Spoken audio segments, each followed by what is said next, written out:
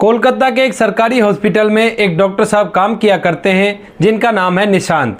निशांत ने अभी अभी अपनी डॉक्टरी कंप्लीट की है और उसके बाद वह इस हॉस्पिटल में नौकरी कर रहे हैं। यहाँ पर काम करते हुए वह एक दिन ओपीडी देख रहे थे और ओपीडी देखते हुए अचानक से एक लड़की उनके पास अपना इलाज करवाने के लिए आती है। लेकिन जैसे ही डॉक्टर साहब उस लड़की को देखते हैं तो देखते ही रह जाते हैं, क्योंकि वो लड़की देखने में भला की खूबसूरत थी और उसकी खूबसूरती पर डॉक्टर साहब मोहित हो गए थे। मन ही मन वह उसके बारे में बहुत कुछ सोच रहे थे और उस लड़की को ऐसे बैठे हुए देख रहे थे। उस लड़की के साथ उस लड़की की माँ भी आती है तो वह एकदम डॉक्टर साहब से कहने लगती है कि डॉक्टर साहब, मेरी बेटी को तेज बुखार है, आप इसका अच्छे से ट्रीटमेंट कर दीजिए ताकि ये अच्छी तरह से ठीक हो जाए। अब इस बात को सुनकर वो डॉक्टर साहब जो ख्वाबों में खोए हुए थे वो एकदम से प्रेजेंट में आते हैं और आने के बाद कहते हैं कि ठीक है माँ जी, मैं अच्छे से इलाज कर दूंगा। और उसके बाद उस लड़की का इलाज करने लगते हैं। डॉक्टर साहब ने उसके लिए दवाइयां लिख दी थी और टेस्ट कराने के लिए बोल दिया था और कहा था कि इन दवाइयों को दे देना, अगर आराम नहीं पड़े तो दोबारा से वापस से आ जाना। अब उसके बाद वह लड़की अपनी माँ के साथ वहां से चली जाती है, लेकिन डॉक्टर साहब उसकी ही तरफ देखता रहता है जब तक वो गेट से बाहर निकलती है। लड़की अपने घर चली गई थी, लेकिन जो डॉक्टर साहब थे उनका दिल पूरी तरह से बेचैन हो गया था और वह बार बार उसी लड़की के बारे में सोच रहे थे। अब इसी दौरान जो डॉक्टर साहब और रिकॉर्ड में से उस लड़की का नाम देखते हैं तो उस लड़की का नाम था रुचि। अब डॉक्टर साहब को उस लड़की का नाम भी पता चल गया था और उसके अंदर उस लड़की का फोन नंबर भी लिखा हुआ था। इसके बाद जो डॉक्टर साहब होते हैं उस हॉस्पिटल में अपनी छुट्टी के लिए बोल देते हैं, क्योंकि डॉक्टर साहब का जी बिल्कुल भी यहाँ पर नहीं लग रहा था, तो वे छुट्टी करके अपने घर चले जाते हैं। घर जाने के बाद जैसे ही घर वाले उसको देखते हैं तो उसे पूछने लगते हैं कि बेटा तू यहाँ पर क्यों आया है। तो वो कहता है कि मेरी तबीयत थोड़ी सी खराब है और मुझे थोड़े से आराम की जरूरत है। ऐसा कहकर वह अपने कमरे में चला गया था और कमरे में लेटा लेटा उसी लड़की के बारे में सोच रहा था। काफी देर तक सोच विचार करने के बाद उसे लगता है कि क्यों ना इस लड़की से बात की जाए। इसके बाद जो डॉक्टर साहब होते हैं शाम के समय उस नंबर पे फोन करते हैं और फोन करने के बाद उस लड़की के बारे में पूछने लगते हैं। लेकिन दोस्तों वो जो नंबर था वो उस लड़की के किसी पड़ोसी का था और वह कह देता है कि मैं तो मार्केट गया हूं, बाद में जब घर पहुंच जाऊंगा तो आपकी बात करा दूंगा। अब इस बात को देखने के बाद डॉक्टर साहब को यह भी पता चल जाता है कि ये लड़की बेहद ही गरीब है, क्योंकि इसके पास अपना फोन भी नहीं है। जहां पर भी उन लोगों को नंबर देना हुआ करता था तो वह पड़ोसी का ही नंबर दे दिया करते थे और यह बात निशांत को उस पड़ोसी ने बता दी थी। कहा था कि वो लोग काफी ज्यादा गरीब है, उनके पास फोन नहीं है और अक्सर उनके फोन मेरे फोन पर ही आया करते हैं। इसके बाद डॉक्टर साहब उसी नंबर से उसका एड्रेस ले लेते हैं और एड्रेस लेने के बाद उस एड्रेस को भी नोट कर लेते हैं। अब डॉक्टर साहब के पास उसका एड्रेस भी था, उसका नाम भी था, बस देरी थी उसके पास जाने की। अब धीरे धीरे रात हो गई थी और रात के समय में डॉक्टर साहब वहां पर जाना उचित नहीं समझते। उसके बाद वे सोचते कि कोई नहीं, कल सुबह सुबह इस चीज को देख लेंगे। दूसरे दिन सुबह होती है और सुबह सुबह डॉक्टर साहब अपनी गाड़ी लेते हैं और गाड़ी लेकर उस एड्रेस के लिए निकल जाते हैं। लेकिन वहां पर जैसे ही पहुंचते तो उन्हें पता चलता है वो एड्रेस ऐसी जगह पर है जहां पर गाड़ी नहीं जा सकती। तो इसके बाद डॉक्टर साहब जहां तक गाड़ी जाती है वहां तक गाड़ी से जाते हैं और वहां पर अपनी गाड़ी को लॉक करके वहां से आगे का रास्ता पैदल तय करने लगते हैं। धीरे धीरे वो एक झोपड़पट्टी में घुसते हैं और वो झोपड़पट्टी रेलवे लाइन के साइड में ही थी। और उसके बाद वह पूछते पूछते उस घर तक पहुंच जाते हैं और वहां जाने के बाद जैसे घर के अंदर का नजारा देखते हैं तो एकदम से हैरान हो जाते हैं। घर के अंदर ज्यादा कुछ नहीं था, एक छोटा सा झोपड़ा था जिसको ऊपर पॉलीथीन से कवर कर रखा था। अब जो डॉक्टर साहब हैं वे वहां पर जाते हैं तो देखते हैं कि वो लड़की जो कल उनके पास इलाज करवाने के लिए आई थी, जिसका नाम था रुचि, वह उस झोपड़े के अंदर एक खटिया पर पड़ी हुई है और बहुत ही ज्यादा बीमार लग रही है। अब डॉक्टर साहब जैसे घर के अंदर आए थे तो रुचि एकदम से खड़ी होती है और उनसे पूछने लगती है कि आप यहाँ पर क्या कर रहे हो। अब इसके बाद डॉक्टर साहब कहते हैं कि नहीं, मैं तो तुम्हारा हालचाल जानने के लिए आया था और तुम्हारी माँ कहाँ गई है। तो वह कहती है कि माँ तो पास ही की एक कंपनी में थोड़ा बहुत काम किया करती है जिससे हमारा गुजारा हो जाया करता है। उसके बाद डॉक्टर साहब उससे पूछते हैं कि परिवार में और कौन कौन है। तो वह बताती है कि हमारे परिवार में कोई भी नहीं है, केवल मैं और मेरी माँ इस घर के अंदर रहा करती हैं। पिताजी की काफी दिन पहले मौत हो चुकी थी और उसके बाद मेरी माँ ने ही मुझे पाल पोस कर बड़ा किया है और हमारे पास ज्यादा कुछ नहीं है, केवल यही एक छोटा सा झोपड़ा है। इसी वजह से हम सरकारी हॉस्पिटल में इलाज करवाने के लिए गए थे, वरना हम किसी प्राइवेट में जाकर दिखा लेते। अब इसके बाद जो डॉक्टर साहब है वो उससे उसकी माँ को बुलाने के लिए कहते हैं। अब इस बात को सुनकर जो रोती होती है वो थोड़ी सी परेशान हो जाती है, क्योंकि कल ही उसने अपना ब्लड सैंपल दिया था तो वो सोच रही थी कि कहीं ऐसा तो नहीं कोई घातक बीमारी है जिसकी वजह से डॉक्टर साहब यहाँ पर आए हैं और हमसे इन सब चीजों के बारे में पूछ रहे हैं। इसके बाद रुचि वहां से उठकर पड़ोस में जाती है और पड़ोस के एक लड़के को उसकी माँ को बुलाने के लिए भेज देती है। वह लड़का उसकी माँ को बुलाने के लिए चला गया था और डॉक्टर साहब घर के अंदर बैठे हुए थे तो रुचि जैसे तैसे करके उसके लिए थोड़ी सी चाय बनाती है और उसके लिए एक प्याले में घालकर चाय लाती है। अब डॉक्टर साहब उस चाय को लेकर आराम से बैठकर उसे पीने लगते हैं और जो रुचि थी उनके सामने उसी खटिया पर बैठ गई थी जिस खटिया पर वो आराम कर रही थी। इसके बाद जो डॉक्टर साहब होते हैं वो रुचि से कहने लगते हैं कि रुचि, अगर मैं तुमसे कुछ कहूं तो तुम बुरा तो नहीं मानोगी। इस बात को सुनकर जो रुचि है थोड़ी सी हैरान होती है, क्योंकि उसे कहीं ना कहीं उसी बात का डर था कि कहीं मुझे कोई भयंकर बीमारी ना आ गई हो जिसकी वजह से मुझे बताना चाहते हूं। तो उसके बाद वो कहती है कि नहीं डॉक्टर साहब, ऐसी कोई बात नहीं है, कहिए आपको क्या कहना है। तो उसके बाद जो डॉक्टर साहब होते हैं वो एकदम से रुचि से अपने प्यार का इजहार कर देते हैं। अब यह बात जैसी रुचि सुनती है तो एकदम से परेशान हो जाती है और सोचने लगती है कि इतना बड़ा डॉक्टर भला हमसे अपने प्यार का इजहार क्यों कर रहा है। वह पूछती है कि डॉक्टर साहब आप ये क्या कह रहे हो, आपके होश तो ठिकाने हैं ना। लेकिन डॉक्टर साहब कहता है कि रुचि, जब से मैंने तुम्हें देखा है मैं केवल तुम्हारे बारे में ही सोच रहा हूं और तुम्हारे बारे में पूरी जानकारी मैं तुम्हारे उस पड़ोसी से ले चुका हूं जिसका नंबर तुमने हॉस्पिटल में दिया था। अब इस बात को सुनने के बाद रुचि थोड़ी सी सोच विचार में पड़ जाती है और कहती है कि डॉक्टर साहब आप कहां और मैं कहां, हम दोनों का कहीं से भी कोई मेल नहीं है, हम लोग ऐसे एक दूसरे के साथ नहीं रह सकते और हमारे इस रिश्ते को लोग तरह तरह से बदनाम करेंगे तो ऐसा नहीं हो सकता। लेकिन डॉक्टर साहब कहते हैं कि दुनिया की मत सोचो, हमारी पोजीशन के बारे में मत सोचो, केवल तुम ये बताओ कि तुम मुझसे प्यार करती हो या नहीं। अगर तुम्हें इस बात के लिए टाइम चाहिए तो मैं तुम्हें टाइम दे दूंगा, कल तुम्हें दोबारा से हॉस्पिटल आना पड़ेगा तो कल तुम मुझे अपना जवाब बता सकती हो। इसके बाद जो डॉक्टर साहब रुचि को टाइम देते हैं, टाइम देने के बाद वहां से चले जाते हैं। इतनी देर में उसकी माँ भी कंपनी से वापस लौट गई थी, क्योंकि जिस लड़के को भेजा था वो उन्हें बुलाकर ला चुका था और उसकी माँ घर आते पूछने लगती है कि डॉक्टर साहब कहाँ गए और वो क्या कह रहे थे।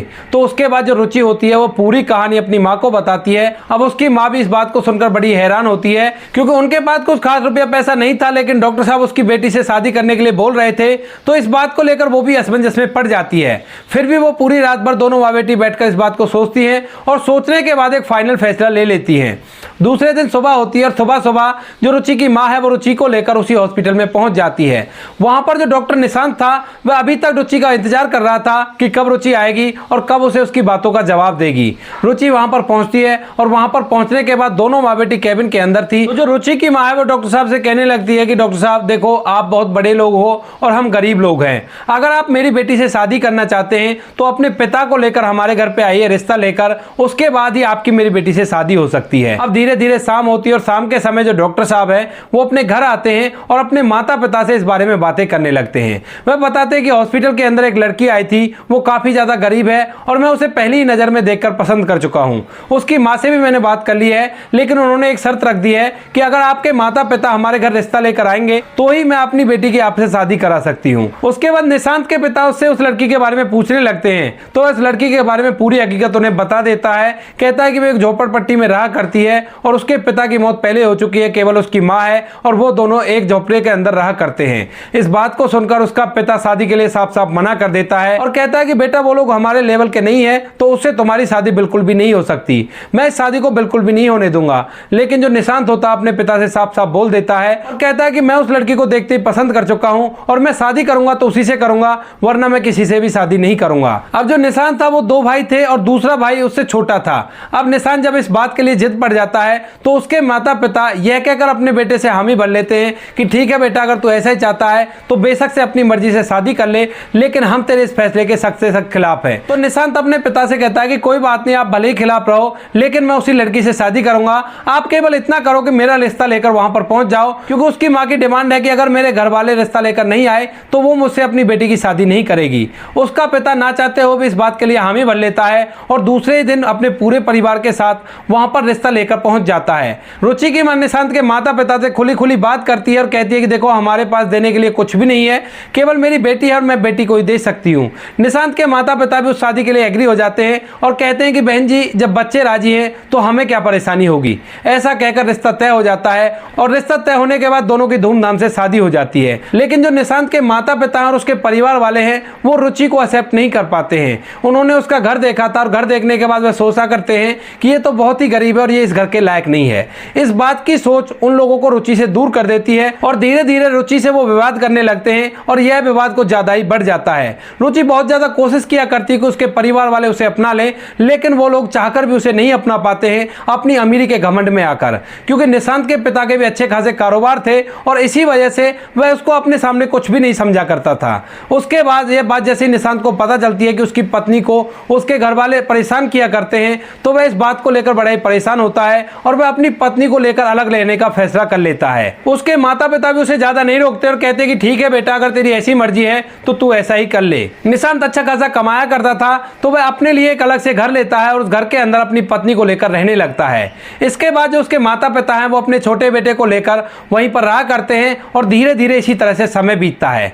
समय के साथ साथ जो निशांत की पत्नी थी रुचि, वह बार बार इस बात के लिए अपने आप को कसूरवार समझा करती कि उसकी वजह से उसके पति के माता पिता उससे अलग हो गए। लेकिन निशांत उसे समझाया करता और कहा करता कि ऐसी कोई बात नहीं है, मैं भले ही दूर रहता हूं अपने माता पिता से, लेकिन आज भी उनका इतना ही आदर करता हूं और इतना ही सत्कार करता हूं। अब कुछ दिनों बाद रुचि को एक लड़का पैदा होता है और उस लड़के को पाकर वो पूरे ही खुश होते हैं। इसके बाद जो निशांत होता अपने माता पिता को बताता है कि आपकी बहू ने एक लड़के को जन्म दिया है और आप दादा दादी बन गए हैं। लेकिन उसके माता पिता अभी तक भी रुचि से नफरत किया करते थे और इस बात की वो ज्यादा खुशी नहीं मनाते हैं। वह ना तो निशांत से ये कहते हैं कि अच्छी बात है और ना ही ये कहते हैं बुरी बात है, वह केवल फोन काट देते हैं। और इस सब चीजों को देखकर निशांत बड़ा ही परेशान होता है और वह सोचने लगता है कि मेरे माता पिता मुझसे घृणा करने लगे हैं। लेकिन दोनों पति पत्नी वहां पर बने रहते हैं। और इसके बाद जो निशांत का छोटा भाई था, उसकी शादी के लिए उसके माता पिता लड़की ढूंढते हैं और उसकी एक लड़की से धूमधाम से शादी करा देते हैं। उन्होंने ना तो शादी में निशांत को बुलाया था, ना ही उसके परिवार को बुलाया था और ना ही उन्हें यह पता चलने दिया था कि उसकी शादी भी हो गई है। धीरे धीरे समय बीतता और समय के साथ साथ जो उसका छोटा भाई होता है, उसकी जो पत्नी आती है, वो निशांत के माता पिता का जीना दूभर कर देती है। वह घर के अंदर जैसे ही आती है तो तांडव मचाकर रख देती है। ना ही उसके माता पिता की जरा सी भी देखभाल किया करती और ना ही उनका कोई भी कहा माना करती। इधर जो निशांत का छोटा भाई था, वह अपनी पत्नी के फेवर में रहा करता और अक्सर अपने माता पिता से उल्टा बोलने लगा करता, क्योंकि अब उसके सिवा उनका कोई भी सहारा नहीं है। और इसी बात का वह फायदा उठाता है और इसी बात को लेकर वह अपने माता पिता को बहुत ज्यादा परेशान किया करता है। अब तभी एक दिन निशांत जहां पे काम किया करता था, वहां पर निशांत का एक पुराना पड़ोसी आता है जिसको पता था कि निशांत इन्हीं का बेटा है। और वहां पर जाने के बाद वह निशांत को बता देता है कि तुम्हारे माता पिता ने अपने छोटे बेटे की शादी कर ली थी, लेकिन जब से तुम्हारे छोटे भाई की पत्नी घर के अंदर आई है, उसने घर में तांडव मचा रखा है। तुम्हारे माता पिता का बहुत ही ज्यादा अपमान किया करते हैं और बिल्कुल भी उन्हें अच्छी जिंदगी नहीं दिया करते हैं। अब यह बात सुनकर जो निशांत होता है वो बड़ा ही परेशान होता है और उससे और भी सारी बातें पूछने लगता है। अब यह सब कुछ सुनने के बाद निशांत को सब कुछ पता चल गया था और उसके बाद वह शाम को अपने घर जाता है। घर जाने के बाद अपनी पत्नी को अपने माता पिता का पूरा हाल बताता है और कहता है कि मैं माता पिता के लिए कुछ करना चाहता हूं। तो उसके बाद उसकी पत्नी उसका सहारा बनाती है और कहती है कि अच्छा ऐसी बात है तो चलो हम अभी चलते हैं और माता पिता को अपने साथ ले आएंगे। उसके बाद निशांत अपनी पत्नी के साथ अपनी गाड़ी में बैठता है और सीधा अपने छोटे भाई के घर पर पहुंच जाता है, जहां पर उसके माता पिता रहा करते थे। वहां जाने के बाद वह अपने माता पिता से बात करता है और बात करने के बाद कहने लगता है कि माँ बाबूजी, अगर आपको ऐसी कोई परेशानी थी तो आप मुझे बता सकते थे। उसका पिता पहले तो इन सब चीजों को छुपाने की कोशिश करता है, लेकिन जब निशांत उनको बताता है कि मुझे सब कुछ पता है जो कुछ भी आपके साथ हो रहा है, तो इस बात को सुनकर जो निशांत का पिता है और उसकी माँ है, वे एकदम से फूट फूट कर रोने लगते हैं और अपने बेटे के गले से लग जाते हैं। अब जैसे ही वो गले से लगे थे तो निशांत उनको शांत कराता है और उसे पूछने लगता है कि माँ बाबूजी, अगर ऐसी बात थी तो आप एक बार मुझे फोन तो कर सकते थे।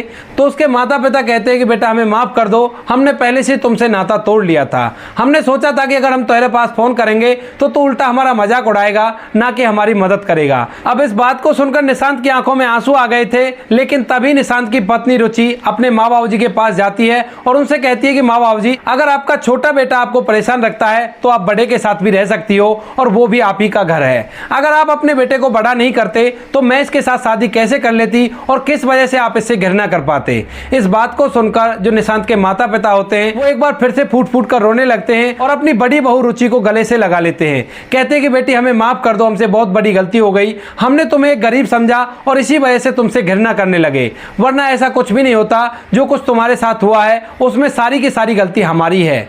उसके बाद रुचि कहती है कि माँ बाबूजी, बड़ों से गलती नहीं हुआ करती, वो तो हमें सबक दिया करते हैं। अगर आप हमारे साथ ऐसा नहीं करते तो शायद आज हमारे परिवार का प्यार दोबारा से इतना गहरा नहीं हो पाता। ऐसा कहकर जो निशांत होता अपने माता पिता को अपने साथ बैठाता है और वहां से जाने लगता है। निशांत अपने माता पिता को गाड़ी में लेकर बैठ गया था और उसने उस घर का ताला लगा दिया था। ताला लगाने के बाद चाबी पड़ोसी को दे दी थी और कहा था कि जब मेरा छोटा भाई और उसकी पत्नी आए तो उन्हें ये चाबी दे देना। उसके बाद जैसे ही उसका छोटा भाई और उसकी पत्नी घर पे आते हैं तो देखते हैं कि घर का ताला लगा हुआ है। इतनी देर में पड़ोसी आकर उनको चाबी दे देता है और कहता है कि तुम्हारा बड़ा भाई तुम्हारे माता पिता को लेकर चला गया है और उसने कहा है कि आज से मैं इनको अपने पास ही रखूंगा। इस बात को सुनकर निशांत का छोटा भाई अपने माता पिता को लेने के लिए अपने बड़े भाई के घर चला जाता है और वहां पर जाकर अपने बड़े भाई से जिद करने लगता है। वो कहता है कि माता पिता मेरे पास ही रहेंगे और तुझे उनको रखने का कोई भी अधिकार नहीं है। लेकिन तभी उसके माता पिता एकदम से आगे आते हैं और आगे आने के बाद अपने छोटे बेटे के मुंह पर एक जोरदार चांटा जड़ देते हैं। कहते हैं कि अब तुम्हें माता पिता की याद आई है, अगर अगर ये बेटा हमारा नहीं होता तो तू जिंदगी भर हमें ऐसे ही परेशान करता। अब इस बात को देखकर जो छोटा भाई है वो एकदम से हैरान सा होता है और कहने लगता है कि मैंने तुम्हें कौन सा परेशान किया है। तो वो कहते हैं कि तेरी पत्नी हमें बार बार टॉर्चर किया करती है और अपनी मनमानी घर के अंदर चलाया करती है, जबकि समाज के हिसाब से हमारी चलनी चाहिए, लेकिन तेरी पत्नी की चलती है और इस बात को लेकर तूने कभी भी ऑब्जेक्शन नहीं उठाया है। इस तरह से हमें तूने परेशान कर रखा है और हम बार बार इस बात को लेकर काफी ज्यादा परेशान रहा करते थे। इसके बाद उसके माता पिता कह देते हैं कि बेटा तुम यहाँ से चले जाओ, आज से हम तुम्हारे बड़े भाई के पास रहेंगे और तुम लोग हमसे कोई भी ताल्लुकात मत रखना। इसके बाद निशांत का छोटा भाई अपनी पत्नी को लेकर वहां से मायूस होकर चला जाता है और उसके माता पिता उसके बड़े भाई के पास रहने लगते हैं। वहां पर जो रुचि है वो अच्छी तरह से अपने सास ससुर की सेवा किया करती है। अक्सर जब कोई त्योहार हुआ करता है तो वह अपने माता पिता से पूछा करती है एक एक चीज को कि अब क्या करना होगा, क्या खाने में बनाना चाहिए और किस तरह से घर को डेकोरेट किया जाए। इस बात को देखकर कभी कभी जो निशांत के माता पिता हैं वो अकेले में जब बैठा करते हैं एक बार फिर से फूट फूट कर रोने लगा करते हैं। वो सोचते हैं कि इस बेटी के ऊपर हमने कितने सारे जुल्म ढाए, लेकिन इसको जरा भी इस बात का अफसोस नहीं है कि उसके माता पिता ने उसके साथ ऐसा किया है और उसके बावजूद भी हमारी तहे दिल से सेवा कर रही है। तो ये थी कहानी एक डॉक्टर साहब की जो अपने मरीज पर ही अपना दिल लुटा बैठे और उसके बाद उनसे शादी कर ली और शादी करने के बाद बहुत कुछ उन्हें झेलना पड़ा। आप क्या कहना चाहते हो निशांत के बारे में, आप क्या कहना चाहते हो रुचि के बारे में? आपकी जो भी राय कमेंट सेक्शन में लिख सकते हो, लोगों के साथ शेयर कर सकते हो। इन कहानियों को सुनाने का उद्देश्य किसी को परेशान करना बिल्कुल भी नहीं है। यह कहानी आपको इसलिए सुनाई जाती है ताकि आप लोग इन कहानियों में से कुछ ना कुछ सीख सको और अपने जीवन में उस चीज को अप्लाई कर सको। मिलते हैं किसी नेक्स्ट वीडियो में नए टॉपिक के साथ, तब तक के लिए जय हिंद, जय भारत, जय हिंदुस्तान।